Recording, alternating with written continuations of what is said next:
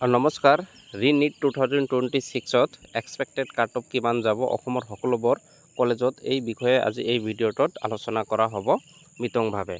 তো আপোনালোকে সকলোৱে জানে যে অসমত প্ৰায় 15খন চৰকাৰী মেডিকেল কলেজ আছে আৰু তাত প্ৰায় 1875টা ছিট আছে। আনৰিজাৰ্ভ কেটাগৰী মানে জেনেৰেল কেটাগৰীৰ কিমান কাট অফ যাব পাৰে তো আপোনালোকে চাই লওক। গুৱাহাটী মেডিকেল কলেজত 550ৰ পৰা 560ৰ ভিতৰত কাট অফ যাব পাৰে।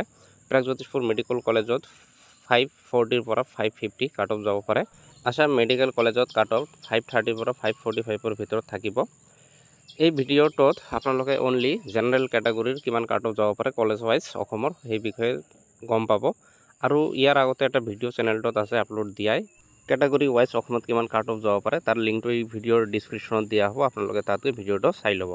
তাৰপিছত হ'ল শিলচৰ মেডিকেল কলেজ 530ৰ পৰা 540ৰ ভিতৰত কাট অফ থাকিব। বেলতলা মেডিকেল কলেজত 500ৰ পৰা 510ৰ ভিতৰত কাট অফ থাকিব। যোৰহাট মেডিকেল কলেজত 515ৰ পৰা 525 কাট অফ থাকিব। তাৰপিছত জেনেৰেল কেটাগৰী তেজপুৰ মেডিকেল কলেজত 530ৰ পৰা 540ৰ ভিতৰত কাট অফ থাকিব। বৰপেটা মেডিকেল কলেজত 520ৰ পৰা 530ৰ ভিতৰত কাট অফ থাকিব।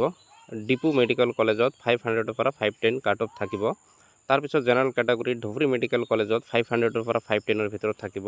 নগাঁও মেডিকেল কলেজত 505ৰ পৰা 515ৰ ভিতৰত থাকিব। লখিমপুৰ মেডিকেল কলেজত 490ৰ পৰা 500ৰ ভিতৰত থাকিব।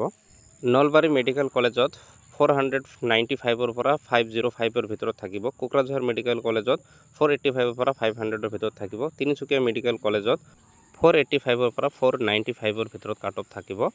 আৰু তিনিটা কলেজ নতুনলি হ'ব পাৰে 2026 চনত এই বৰ্ষতে, আৰু যদি নহয় তেনেহ'লে কাট অফ ইমানে থাকিব, আৰু যদি হয় তেনেহ'লে কাট অফ কমিব, বহুতখিনি কমিব।